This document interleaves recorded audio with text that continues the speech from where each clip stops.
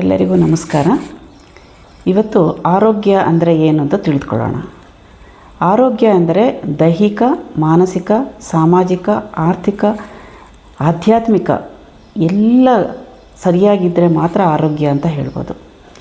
ಆರೋಗ್ಯ ಯಾಕೆ ಮುಖ್ಯ ಅಂದರೆ ಈಗಿನ ಪರಿಸ್ಥಿತಿಯಲ್ಲಿ ಆರೋಗ್ಯ ಅನ್ನೋದು ಬಹಳ ಕಷ್ಟ ಆಗಿದೆ. ನಮ್ಮ ಹತ್ರ ಎಷ್ಟೇ ದುಡ್ಡಿದ್ರೂ ಸಹ ಆರೋಗ್ಯನ ಕೊಂಡ್ಕೊಳ್ಳೋಕ್ಕಾಗೋದಿಲ್ಲ. ಆರೋಗ್ಯ ಇಲ್ಲದೇ ಇದ್ದರೆ ನಾವು ಏನೇ ಸಾಧನೆ ಮಾಡಬೇಕೋ ಅದನ್ನು ಸಾಧನೆ ಮಾಡೋಕ್ಕಾಗಲ್ಲ. ಚತುರ ಪುರುಷಾರ್ಥಗಳು ಅಂತ ಹೇಳಿದ್ದಾರೆ, ಧರ್ಮ, ಅರ್ಥ, ಕಾಮ, ಮೋಕ್ಷ. ಇದನ್ನು ನಾವು ಸಾಧಿಸಬೇಕಂದ್ರೆ ಆರೋಗ್ಯ ಬಹಳ ಮುಖ್ಯ. ಸೊ ಆರೋಗ್ಯವನ್ನು ಚೆನ್ನಾಗಿ ಇಟ್ಕೋಬೇಕಂದ್ರೆ ನಮ್ಮ ಆಹಾರ ಚೆನ್ನಾಗಿರಬೇಕು, ಮತ್ತು ವಿಹಾರ ಅಂದರೆ ನಮ್ಮ ಚಟುವಟಿಕೆಗಳು ಚೆನ್ನಾಗಿರಬೇಕು, ಮತ್ತು ನಮ್ಮ ಚಿಂತನೆಗಳು, ವಿಚಾರಗಳು ಸರಿಯಾಗಿದ್ದರೆ ಮಾತ್ರ ನಮ್ಮ ಆರೋಗ್ಯ ಚೆನ್ನಾಗಿರುತ್ತೆ. ಈ ಪರಿಸ್ಥಿತಿಯಲ್ಲಿ ಬಹಳಷ್ಟು ಮಾನಸಿಕ ತೊಂದರೆಗಳು ಕಾಣಿಸ್ಕೊಳ್ತಾ ಇದೆ. ಯಾವುದರಿಂದ ಅಂದರೆ ಆತಂಕ, ಭಯ, ಉದ್ವೇಗ ಇದೆಲ್ಲ. ಇದು ಸಹ ಅದಕ್ಕೆ ವಿಚಾರಗಳು ಸಹ ನಮ್ಮ ಆರೋಗ್ಯದ ಮೇಲೆ ಪರಿಣಾಮ ಬೀರುತ್ತೆ. ಆಹಾರ ಬಹಳ ಮುಖ್ಯ. ಮತ್ತು ಆಯುರ್ವೇದದಲ್ಲಿ ತ್ರಯೋಪಸ್ತಂಭಗಳು ಅಂತ ಹೇಳಿದ್ದಾರೆ. ನಮ್ಮ ಆರೋಗ್ಯ ಚೆನ್ನಾಗಿರ್ಬೇಕಂದ್ರೆ ಪಿಲ್ಲರ್ಸ್, 3 ಪಿಲ್ಲರ್ಗಳು ಚೆನ್ನಾಗಿರ್ಬೇಕಂತ. ಅಂದರೆ ಆಹಾರ, ನಿದ್ರೆ, ಬ್ರಹ್ಮಚರ್ಯ. ಆಹಾರ ಅಂದರೆ ನಾವೇನು ಸೇವಿಸ್ತೀವಿ ಅದು.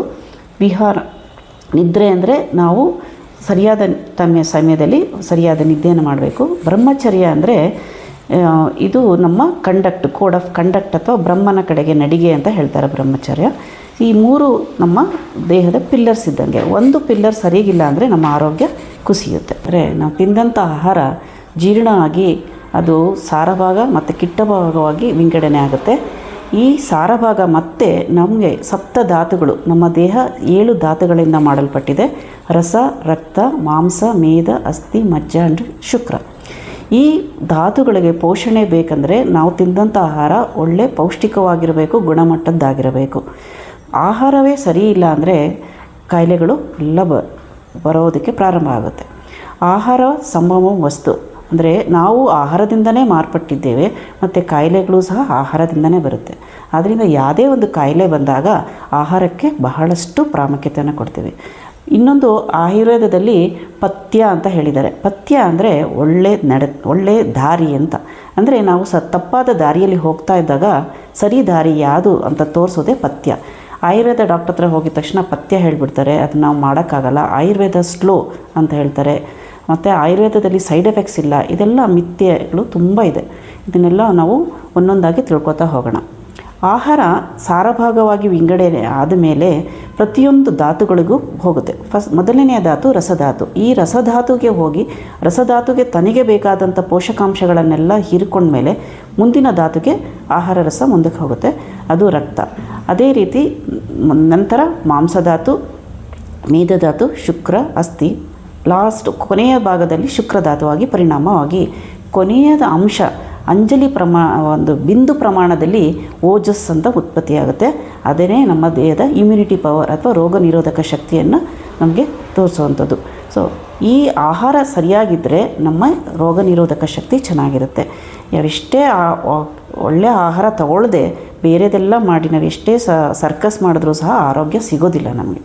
ತಿಂದಂಥ ಆಹಾರ ಜೀರ್ಣ ಆಗಬೇಕಾದ್ರೆ ಆಯುರ್ವೇದದಲ್ಲಿ ಮುಖ್ಯವಾಗಿ ಅಗ್ನಿ ಅಂತ ಹೇಳಿದ್ದಾರೆ. ಅಗ್ನಿ ಅಂದರೆ ಮೆಟಬಾಲಿಸಮ್, ಅಥವಾ ಹೊರಗಡೆ ನಾವು ಹೇಗೆ ಬೆಂಕಿಯನ್ನು ನಾವು ಅವಲಂಬಿಸಿರ್ತೀವಿ ಒಂದು ಆಹಾರವನ್ನು ಪಾಕ ಮಾಡಬೇಕಾದ್ರೆ, ಅದೇ ರೀತಿ ನಾವು ತಿಂದಂಥ ಆಹಾರ ಜೀರ್ಣ ಆಗಬೇಕಂದ್ರೆ ನಮ್ಮ ದೇಹದಲ್ಲಿ ಅಗ್ನಿ ಬಹಳ ಮುಖ್ಯವಾಗಿರುತ್ತೆ. ಅಗ್ನಿ ಸರಿಯಾಗಿ ಇಲ್ಲ ಅಂತಂದರೆ ನಾವು ತಿಂದಂಥ ಆಹಾರ ಜೀರ್ಣ ಆಗದೆ ಅಥವಾ ಅರ್ಧಂಬರ್ಧ ಜೀರ್ಣ ಆಗಿ ಕಾಯಿಲೆಗಳನ್ನು ಉತ್ಪನ್ನ ಮಾಡುತ್ತವೆ. ಸೊ ಅಗ್ನಿ ಯಾವ ರೀತಿ ಅಂದರೆ ತೀಕ್ಷ್ಣವಾಗಿದ್ದರೆ ನಾವು ತಿಂದಂಥ ಆಹಾರ ಬೇಗ ಜೀರ್ಣ ಆಗಿ ಸುಡುವಂಥ ಪ್ರಮೇಯಗಳಿರುತ್ತೆ.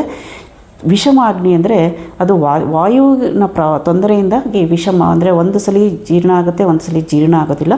ಇನ್ನೊಂದು ಮಂದಾಗ್ನಿ, ಕಫದಿಂದ ಆದಂಥದ್ದು ಮಂದಾಗ್ನಿ. ಅದು ತಿಂದಂಥ ಆಹಾರ ಪರಿಪೂರ್ಣವಾಗಿ ಜೀರ್ಣ ಆಗೋದಿಲ್ಲ. ಸೊ ನಾವು ಏನೇ ಆಹಾರ ತಿಂದ ಮೇಲೆ ಅದು ಕರೆಕ್ಟಾಗಿ ಜೀರ್ಣ ಆಗಿ ಸಾರಭಾಗ ಕಿಟ್ಟಭಾಗವಾಗಿ ಹೊರಗಡೆ ಬರಬೇಕು. ಬರದೇ ಇದ್ದಾಗ ಕಾಯಿಲೆಗಳು ಖಂಡಿತ.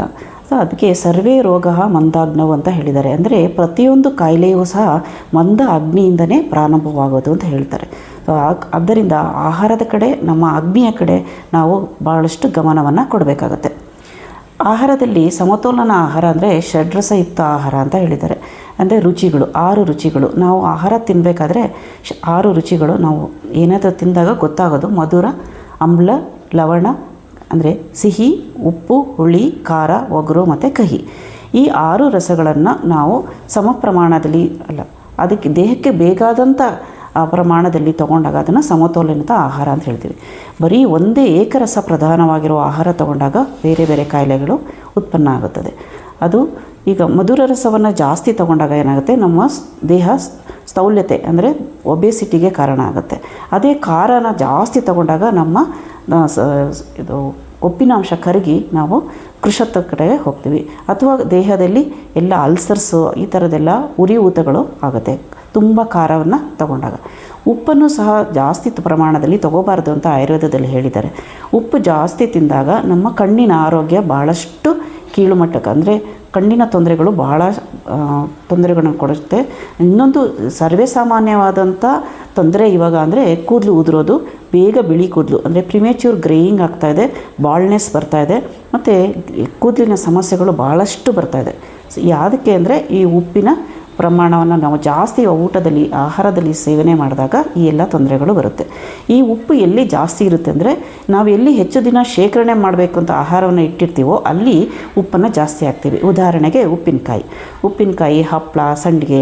ಈಗ ಎಲ್ಲ ಸಂಸ್ಕರಿತ ಆಹಾರಗಳು ಯಾವುದು ಪ್ಯಾಕ್ಡ್ ಐಟಮ್ಸ್ ಅಂತ ಸಿಗುತ್ತೆ ನಿಮಗೆ, ಪೊಟೆಟೊ ಚಿಪ್ಸ್ ಇರ್ಬೋದು, ಯಾವುದನ್ನೇ ಒಂದು ಪ್ಯಾಕ್ಡ್ ಐಟಮ್ಸಲ್ಲಿ ಉಪ್ಪಿನ ಅಂಶ ಜಾಸ್ತಿ ಇರುತ್ತೆ. ಯಾಕೆಂದರೆ ಅದು ಪ್ರಿಸರ್ವೇಟಿವ್ ಆಗಿ ಹಾಕಿರ್ತಾರೆ. ಈ ಉಪ್ಪು ನಮಗೆ ಬೇಕಾದಷ್ಟು ಪ್ರಮಾಣ ಅಲ್ಲ, ಹೆಚ್ಚಿನ ಪ್ರಮಾಣದಲ್ಲಿ ದೇಹಕ್ಕೆ ಹೋದಾಗ ತುಂಬ ಹಾನಿಯನ್ನು ಉಂಟು ಮಾಡುತ್ತೆ. ಕಫ ವಿಲಯನ ಅಂದರೆ ನಮ್ಮ ದೇಹದಲ್ಲಿ ಶೈಥಿಲ್ಯವನ್ನು ಉಂಟು ಮಾಡುತ್ತೆ. ಅದರಿಂದ ಉಪ್ಪಿನ ಪ್ರಮಾಣವನ್ನು ಕಮ್ಮಿ ಮಾಡ್ಕೋಬೇಕು.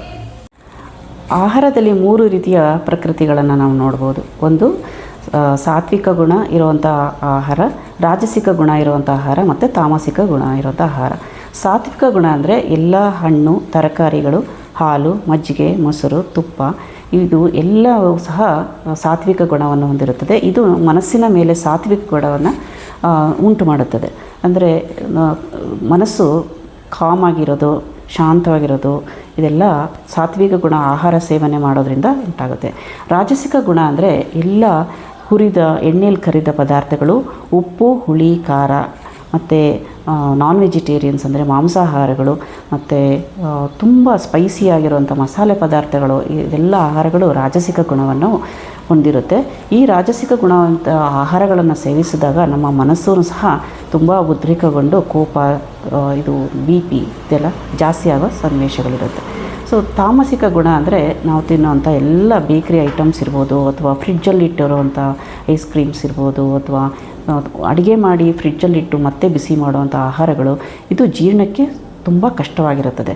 ಆದ್ದರಿಂದ ಇದು ಸಹ ಮನಸ್ಸಿಗೆ ಜಡತ್ವವನ್ನು ತಂದುಕೊಡುತ್ತದೆ.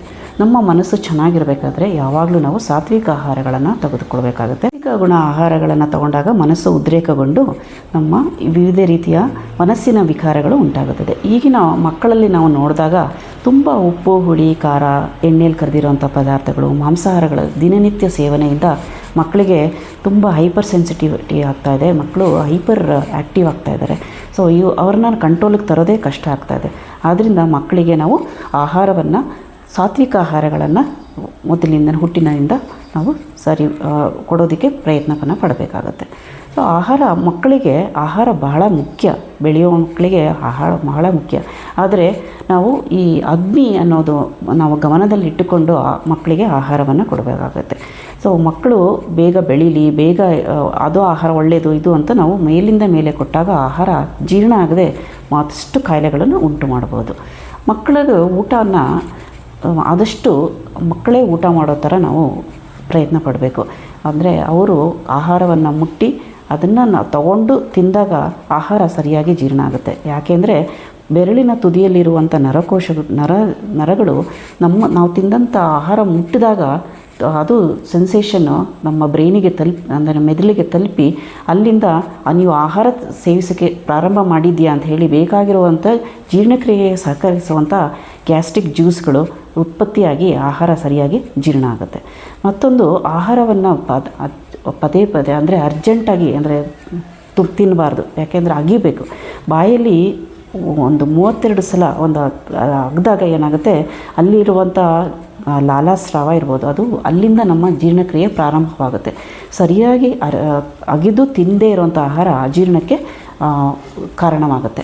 ಇನ್ನೊಂದು, ಊಟ ಮಾಡಬೇಕಾದ್ರೆ ಮನಸ್ಸನ್ನು ಇಟ್ಟು ಊಟ ಮಾಡಿ ಅಂತ ಹೇಳ್ತಾರೆ. ಅಂದರೆ ಎಲ್ಲ ರಸಗಳನ್ನು ಆಸ್ವಾದನೆ ಮಾಡಿಕೊಂಡು ಊಟ ಮಾಡಬೇಕಾಗತ್ತೆ. ಮನಸ್ಸಿಲ್ಲದೆ ನಾವು ಟಿ ವಿ ನೋಡಿಕೊಂಡು ಮೊಬೈಲ್ ನೋಡಿಕೊಂಡು ಏನೋ ತಿಂತಾಯಿದ್ರೆ ಎಷ್ಟು ತಿಂತಾಯಿದ್ದೀವಿ, ಏನು ತಿಂತಾಯಿದ್ದೀವಿ ಅಂತ ಗೊತ್ತಾಗೋದಿಲ್ಲ. ಸೊ ಇದು ಸಹ ಈಗಿನ ಗ್ಯಾಸ್ಟ್ರಿಕ್ ಸಮಸ್ಯೆ ಇರ್ಬೋದು, ಅಜೀರ್ಣದ ಸಮಸ್ಯೆಗಳು ಇರ್ಬೋದು, ಒಬೇಸಿಟಿ ಇರ್ಬೋದು, ಇದೆಲ್ಲ ಕಾರಣ ಆಗ್ತಾಯಿದೆ. ಮತ್ತು ಮಕ್ಕಳಲ್ಲಿ ಚೈಲ್ಡ್ಹುಡ್ ಒಬೇಸಿಟಿ ಜಾಸ್ತಿ ಆಗ್ತಾಯಿದೆ. ಅಂದರೆ ಸಣ್ಣ ಮಕ್ಕಳಲ್ಲಿರುವಂಥ ಸ್ಥೂಲಕಾಯ ಜಾಸ್ತಿ ಆಗ್ತಾಯಿದೆ. ಇದು ಯಾಕೆ ಕಾರಣ ಅಂದರೆ ಬಹಳಷ್ಟು ಸಂಸ್ಕರಿಸಿದ ಪದಾರ್ಥಗಳನ್ನು ತಿನ್ನೋದ್ರಿಂದ ಹಿಡಿದು ಇರ್ಬೋದು, ಮತ್ತು ಸಕ್ಕರೆ ಅಂಶ ಜಾಸ್ತಿಯಲ್ಲಿ ಬೇಕಾದಕ್ಕಿಂತ ಅತಿಯಾದ ಪ್ರಮಾಣದಲ್ಲಿ ಸಕ್ಕರೆ ಅಂಶವನ್ನು ಸೇವಿಸೋದಿರ್ಬೋದು, ಮೈದಾ ಹಿಟ್ಟು ಮತ್ತು ಉಪ್ಪು ಇವೆಲ್ಲ ಸೇರಿ ಚಿಕ್ಕ ಮಕ್ಕಳಲ್ಲೇ ಒಬೇಸಿಟಿ ಪ್ರಾಬ್ಲಮ್ಮು ಬರ್ತಾಯಿದೆ. ಈ ಒಬೇಸಿಟಿ ಆಗ್ತಾ ಇರೋದ್ರಿಂದ ಮಕ್ಕಳ ಜೊತೆಗೆ ಚಟುವಟಿಕೆ ಇಲ್ಲದ್ದು, ಮಕ್ಕಳು ತುಂಬ ಬ್ಯುಸಿಯಾಗಿರ್ತಾರೆ. ಬೆಳಗ್ಗೆಯಿಂದ ಸಾಯಂಕಾಲದವರೆಗೂ ಸ್ಕೂಲು, ಟ್ಯೂಷನ್ಸು ಇದರಲ್ಲೇ ಇರ್ತಾರೆ. ಬಂದಾಗ ಮೊಬೈಲು, ಟಿ ವಿ ಇದರಲ್ಲೇ ಅವರು ನಿರಂತರವಾಗಿ ಅದರ ಕಡೆ ಗಮನ ಕೊಟ್ಟಾಗ ನಮಗೆ ತಿಂದಂಥ ಆಹಾರ ಜೀರ್ಣ ಆಗದೆ ಚಟುವಟಿಕೆ ಇಲ್ಲದ ಜೀವನದಿಂದ ತುಂಬ ಜನಕ್ಕೆ ಸ್ಥೂಲಕಾಯ ಬರ್ತಾಯಿದೆ. ಹೆಣ್ಣು ಮಕ್ಕಳಲ್ಲಂತೂ ಥೈರಾಯ್ಡ್ ಸಮಸ್ಯೆ ಹೆಚ್ಚಾಗ್ತಾಯಿದೆ, PCOD ಕಾಯಿಲೆಗಳು ಜಾಸ್ತಿ ಆಗ್ತಾಯಿದೆ. ಇದು ಯಾಕೆಂದರೆ ಚಟುವಟಿಕೆ ಇಲ್ಲದ್ದು ಮತ್ತು ಸಂಸ್ಕರಿಸಿದ ಆಹಾರವನ್ನು ತಿನ್ನುವಂಥದ್ದು. ಮತ್ತು ಯಾರೂ ಸಹ ಈಗಿನ ಕಾಲದಲ್ಲಿ ತರಕಾರಿಗಳನ್ನು ತಿಂತಾಯಿಲ್ಲ. ತರಕಾರಿಗಳು ಬಹಳಷ್ಟು ಮುಖ್ಯ ದೇಹಕ್ಕೆ, ಯಾಕೆಂದರೆ ಅದರಲ್ಲಿರುವಂಥ ನಾರಿನಾಂಶ ನಮ್ಮ ದೇಹಕ್ಕೆ ಬೇಡವಾದಂಥ ಕೆಟ್ಟ ಅಂಶಗಳನ್ನೆಲ್ಲ ಹೊರಗೆ ಮಲರೂಪವಾಗಿ ಹೊರಗೆ ಹಾಕೋದಕ್ಕೆ ಪ್ರಯತ್ನ ಪಡುತ್ತದೆ. ತಿಂದಂಥ ಆಹಾರ ಜೀರ್ಣ ಆದಮೇಲೆ ನಾವು ಹೊರಗಡೆ ಹಾಕಲೇಬೇಕು. ಅದಕ್ಕೆ ಟಾಕ್ಸಿನ್ಸ್ ಅಂತೀವಿ. ಅದು ಅಕ್ಕುಮೇಲೆ ಅಂದರೆ ಅದು ದೇಹದಲ್ಲಿ ಸೇರ್ತಾ ಹೋದಾಗ ನಮ್ಮ ದೇಹದಲ್ಲಿ ಕಲ್ಮಶಗಳು ಸೇರಿಕೊಂಡು ಕಾಯಿಲೆಗಳು ಶುರುವಾಗುತ್ತೆ. ಟಾಕ್ಸಿನ್ಸ್ ಇದೆ ಅಂತ ಗೊತ್ತಾಗಿದ ತಕ್ಷಣ ದೇಹದಲ್ಲಿ ತೋರಿಸುವಂಥದ್ದು ನಮ್ಮ ಚರ್ಮದ ಮೇಲೆ ಕಾಣಿಸುತ್ತೆ. ಸೊ ನಾವು ಎಷ್ಟೇ ಥರದ ಮೇಕಪ್ ಮಾಡಿಕೊಂಡ್ರೂ ಸಹ ನಮ್ಮ ಸ್ಕಿನ್ನು ಗ್ಲೋಯಿಂಗ್ ಆಗಿರಲ್ಲ, ಡಲ್ ಆಗಿರುತ್ತೆ. ಸೊ ಇನ್ನೊಂದು ಕಾರಣ, ಮಕ್ಕಳು ನೀರು ಕುಡಿಯೋದಿಲ್ಲ. ಹೆಣ್ಣು ಮಕ್ಕಳಂತೂ ನೀರೇ ಕುಡಿಯೋದಿಲ್ಲ. ಇದರಿಂದ ಡಿಹೈಡ್ರೇಷನ್ ಆಗಿ ದ್ರವಾಂಶದ ಕೊರತೆಯಿಂದಾಗಿ ಅದು ಸಿಕ್ಕಾಪಟ್ಟೆ ಅಂದರೆ ತುಂಬ ತೊಂದರೆಗಳು ಉಂಟು ಆಗ್ತಾಯಿದೆ. ಸೊ ನೀರನ್ನು ಸಹ ನಾವು ಸರಿಯಾದ ಪ್ರಮಾಣದಲ್ಲಿ ತೆಗೆದುಕೊಳ್ಬೇಕು. ನೀರು ಮತ್ತು ಜಿಡ್ಡು, ಅಂದರೆ ನಾರಿನಂಶ ಇರುವಂಥ ಆಹಾರ, ನೀರು ಸರಿಯಾದ ಪ್ರಮಾಣದಲ್ಲಿ ನೀರು ಮತ್ತು ಜಿಡ್ಡು ಅಂದರೆ ತುಪ್ಪ ದೇಹದಲ್ಲಿ ಸೇರಿದಾಗ ನಾವು ತಿಂದಂಥ ಆಹಾರ ಮಲರೂಪವಾಗಿ ಬೆಳಿಗ್ಗೆ ಎದ್ದಾಗ ಕ್ಲೀನಾಗಿ ಅದು ನಮಗೆ ಹೊರಗಡೆ ಬರಬೇಕು. ಬರದೇ ಇದ್ದರೆ ಮಲಬದ್ಧತೆ ಆದರೆ ಎಷ್ಟೊಂದು ಕಾಯಿಲೆಗಳು ಪ್ರಾರಂಭವಾಗುತ್ತದೆ. ಸೊ ಆ ನಾರು ಮತ್ತು ಜಿಡ್ಡು ಆಹಾರದಲ್ಲಿ ಬಹಳ ಮುಖ್ಯ. ಈಗಿನ ಪರಿಸ್ಥಿತಿಯಲ್ಲಿ ತುಪ್ಪ ಅಂದರೆ ಹೆದರ್ಕೊಳ್ಳೋರು ಜಾಸ್ತಿ ಜನ ಇದ್ದಾರೆ. ತುಪ್ಪ ತಿನ್ನಿ ಅಂದರೆ ಮೇಡಮ್ ದಪ್ಪ ಆಗಿಬಿಡ್ತೀವಿ, BP ಬರುತ್ತೆ, ಕೊಲೆಸ್ಟ್ರಾಲ್ ಬರುತ್ತೆ, ಹಾರ್ಟ್ ಅಟ್ಯಾಕ್ ಆಗುತ್ತೆ ಅನ್ನೋದು ತುಂಬ ಇವಾಗ ಎಲ್ಲರಲ್ಲೂ ಭಯ ಇರುವಂಥದ್ದು. ತುಪ್ಪ ಯಾಕೆ ಬಹಳ ಮುಖ್ಯ ಅಂದರೆ, ಸಾಲ ಮಾಡಿ ಆದರೂ ತುಪ್ಪ ತಿನ್ನಿ ಅಂತ ಹೇಳಿದ್ದಾರೆ. ಅಂದರೆ ತುಪ್ಪ ಬಹಳ ಮುಖ್ಯ. ನಮ್ಮ ಜೀರ್ಣಕ್ರಿಯೆ ಚೆನ್ನಾಗಾಗಬೇಕು ಅಂದರೆ ತುಪ್ಪ ಬೇಕು.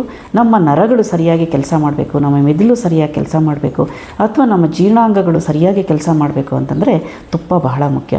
ಯಾವ ರೀತಿ ನಾವು ನಮ್ಮ ವಾಹನಗಳಿಗೆ ಸರ್ವಿಸಿಂಗ್ ಮಾಡಿಸ್ತೀವಿ, ಆಯಿಲ್ನ ಚೇಂಜ್ ಮಾಡಿಸ್ತೀವಿ, ಅಲ್ಲಿ ಜಿಡ್ಡಿನಂಶ ಇಲ್ಲದೇ ಇದ್ದರೆ ಗಾಡಿ ಮಧ್ಯದಲ್ಲಿ ನಿಂತೋಗುತ್ತೆ. ಅದೇ ರೀತಿ ನಮ್ಮ ಜೀರ್ಣಕ್ರಿಯೆ ಸರಿಯಾಗಲ್ಲ. ಜೀರ್ಣಕ್ರಿಯೆ ಸರಿಯಾಗಾದಮೇಲೆ ಇದು ಸರಿಯಾಗಿ ಹೋಗದೇ ಇದ್ದರೆ ನಮಗೆ ಎಲ್ಲ ರೀತಿಯಂಥ, ಈಗಂತೂ ಎಲ್ಲರಿಗೂ ಮಂಡಿ ನೋವುಗಳು ಅಥವಾ ಮೈಕೈ ನೋವು ಬರ್ತಾಯಿದೆ, ಅಥವಾ ಕಾನ್ಸ್ಟಿಪೇಷನ್ನು, ಪೈಲ್ಸು, ಫಿಸ್ಟುಲಾ ಈ ಥರ ಪ್ರಾಬ್ಲಮ್ಮು ಅಂದರೆ ತೊಂದರೆಗಳು ಭಾಳಷ್ಟು ಜಾಸ್ತಿ ಆಗ್ತಾಯಿದೆ.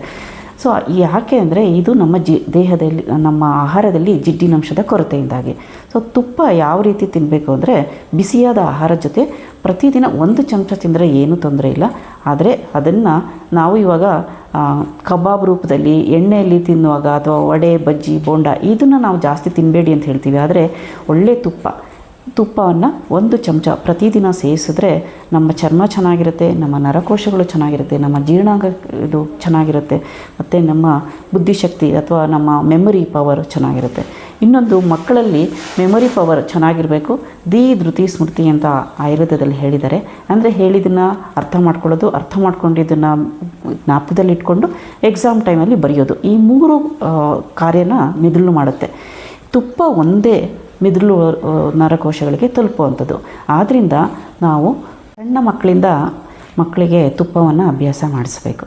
ಅಂದರೆ ಊಟಕ್ಕೆ ಮೊದಲನೇ ತುತ್ತಲ್ಲಿ ಒಂದು ಚಿಟಿಕೆ ಉಪ್ಪು ಮತ್ತು ತುಪ್ಪವನ್ನು ಸೇರಿಸಿ ಅವರಿಗೆ ಊಟದ ಪ್ರಾರಂಭವನ್ನು ಮಾಡೋದ್ರಿಂದ ಇದರಿಂದ ಭಾಳಷ್ಟು ಅವರ ಮೆದುಳಿನ ಬೆಳವಣಿಗೆಗಳು ಚೆನ್ನಾಗಾಗುತ್ತೆ, ಮೆಮೊರಿ ಪವರ್ ಚೆನ್ನಾಗಿರುತ್ತೆ. ಮತ್ತು ತುಂಬ ಹೈಪರ್ ಆ್ಯಕ್ಟಿವ್ ಮಕ್ಕಳು ಇವಾಗ, ಅದರಿಂದ ತುಂಬ ಪ್ರಕೋಪ ಆಗೋದ್ರಿಂದ ಈ ಥರ ಎಲ್ಲ ತೊಂದರೆಗಳಾಗುತ್ತೆ.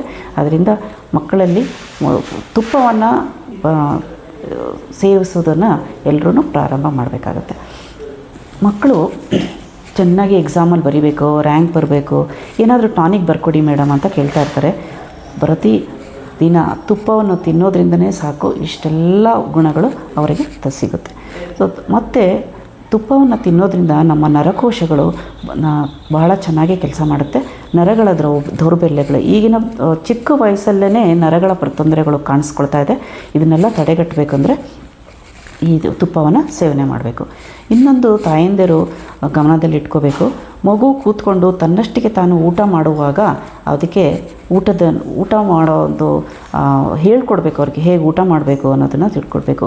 ಮಕ್ಕಳು 8ನೇ ಕ್ಲಾಸು 9ನೇ ಕ್ಲಾಸು ಓದ್ತಾ ಇರುವಾಗಲೂ ಸಹ ಮಕ್ಕಳಿಗೆ ಊಟವನ್ನು ಮಾಡಿಸ್ತಾ ಇರ್ತಾರೆ ಅಮ್ಮಂದಿರು. ಅಂದರೆ ಅವರು ಊಟ ಮಾಡೋದು ಇವರಿಗೆ ಸಾಕಾಗ್ತಾ ಇಲ್ಲ, ಅವ್ರು ಸರಿಯಾಗಿ ಊಟ ಮಾಡಲ್ಲ, ಊಟನೇ ಕೇಳಲ್ಲ ಅಂತ ಹೇಳಿ ಇವ್ರು ತಿನ್ನಿಸ್ತಾ ಇರ್ತಾರೆ. ಇದು ದೊಡ್ಡ ತಪ್ಪು. ಅವರೇ ಊಟ ಮಾಡೋದನ್ನು ನಾವು ಅಭ್ಯಾಸ ಮಾಡಬೇಕು. ಮಕ್ಕಳು ಕೆಳಗೆ ಕೂತ್ಕೊಳ್ಳೋ ಒಂದು ಪ್ರಯತ್ನ ಮಾಡುವಾಗಲೇ ನಾವು ಅವರಿಗೆ ಊಟ ಹೇಗೆ ಮಾಡಬೇಕು ಅನ್ನೋದನ್ನು ನಾವು ಹೇಳ್ಕೊಡ್ಬೇಕಾಗತ್ತೆ. ಊಟವನ್ನು ಯಾವಾಗಲೂ ನೆಲದ ಮೇಲೆ ಕೂತ್ಕೊಂಡು ಊಟ ಮಾಡಬೇಕು. ಇದನ್ನು ಸಹ ಅವ್ರಿಗೆ ನಾವು ಹೇಳ್ಕೊಡ್ಬೇಕಾಗತ್ತೆ. ಊಟ ಮಾಡುವಾಗ ನಗೋದು, ಅಳೋದು, ಮತ್ತು ಈ ಆಹಾರ ಚೆನ್ನಾಗಿಲ್ಲ, ನನಗೆ ಬೇಡ, ಈ ಥರದ್ದೆಲ್ಲ ಇದನ್ನೆಲ್ಲ ನಾವು ಮಾಡಬಾರ್ದು. ಊಟ ಮಾಡುವಾಗ ಕೆಲವೊಂದು ಆಚರಣೆಗಳನ್ನು ನಾವು ನಡೆಸ್ಕೊಡ್ಬೇಕಾಗತ್ತೆ. ಊಟ ಮಾಡುವಾಗ ಸೈಲೆಂಟ್ ಆಗಿದ್ರೆ, ನಿಶ್ಶಬ್ದವಾಗಿರಬೇಕು ಊಟ. ಮತ್ತು ಪ್ರತಿಯೊಂದು ಇದನ್ನು ನಾವು ಆಸ್ವಾದನೆ ಮಾಡಿಕೊಂಡು, ರುಚಿಯನ್ನು ಆಸ್ವಾದನೆ ಮಾಡಿಕೊಂಡು ತಿಂದಾಗ ನಮ್ಮ ತಿಂದಂಥ ಆಹಾರ ಸರಿಯಾಗಿ ಜೀರ್ಣ ಆಗಿ ಎಲ್ಲ ಜೀವಕೋಶಗಳಿಗೂ ತಲುಪುತ್ತೆ.